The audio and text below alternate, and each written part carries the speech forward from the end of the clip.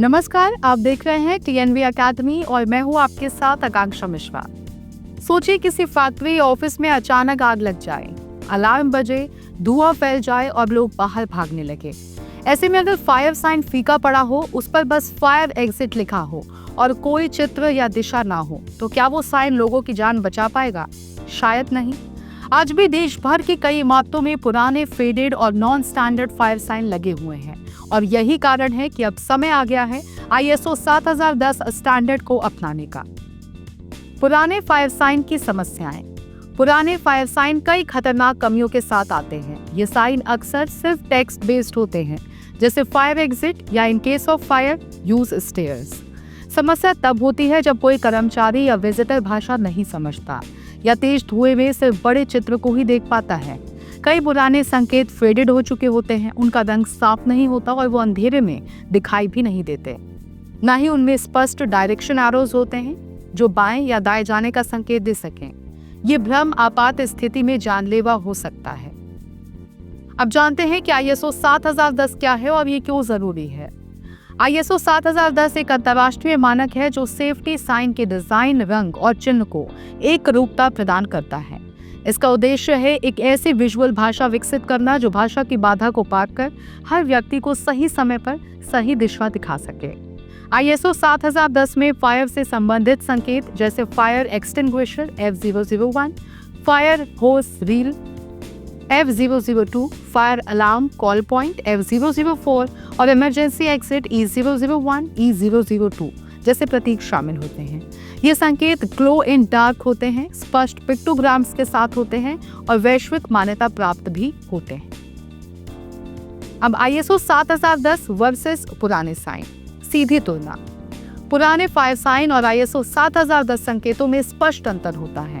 पुराने संकेत भाषा आधारित होते हैं, जबकि ISO 7010 चित्र आधारित हैं। पुराने संकेतों में दिशा स्पष्ट नहीं होती, जबकि ISO साइन में एरोज होते हैं जो बताता है बाएं जाना है या फिर दाएं। पुराने साइन का डिजाइन और साइज एक समान नहीं होता, जबकि ISO 7010 के संकेत एक मानक स्वरूप में होते हैं। इसके अलावा ISO संकेत अंधेरे में भी चमकते हैं, जिससे धुएं या बिजली गुल होने पर भी दिखाई देते हैं। हादसों से मिली सीख। अब रियल केस स्टडीज के साथ समझते हैं। कई दुर्घटनाओं में पाया गया कि गलत, धुंधले या भ्रमित संकेतों के कारण लोग गलत दिशा में चले गए।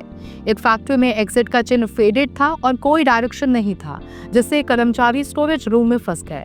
वहीं एक होटल में अलग अलग फ्लोर पर अलग अलग तरह के संकेत लगे थे, जिससे एक विदेशी टूरिस्ट को एग्जिट समझ नहीं आया।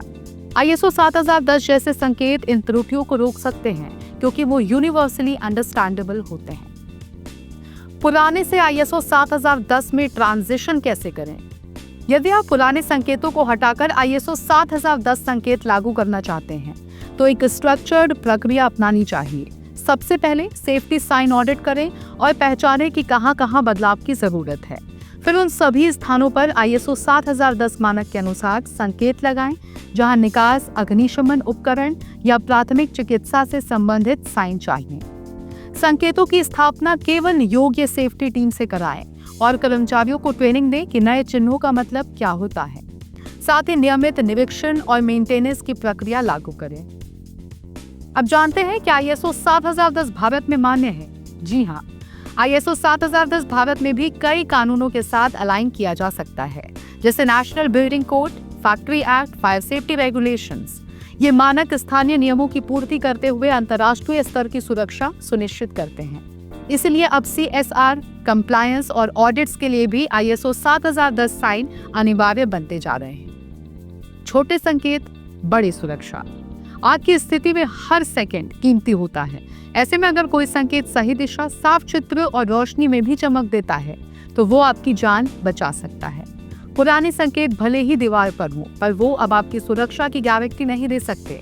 ISO 7010 एक ऐसा निवेश है जो हर व्यक्ति की सुरक्षा सुनिश्चित करता है, भाषा, उम्र या स्थिति से परे। तो अब वक्त है बदलाव का। क्या आपके ऑफिस, फैक्ट्री, स्कूल या होटल में अब भी पुराने फायर साइन लगे हैं? अगर हाँ, तो आज ही बदलाव की पहल करें। सेफ्टी सिर्फ एक ऑप्शन नहीं, एक जिम्मेदारी भी है। टीएनवी एकेडमी के साथ जुड़िए और सीखिए आईएसओ के हर स्टैंडर्ड को आसान भाषा में समझना और अपनाना। हम फिर मिलेंगे एक ऐसे ही जानकारीपूर्ण वीडियो के साथ। तब तक के लिए धन्यवाद।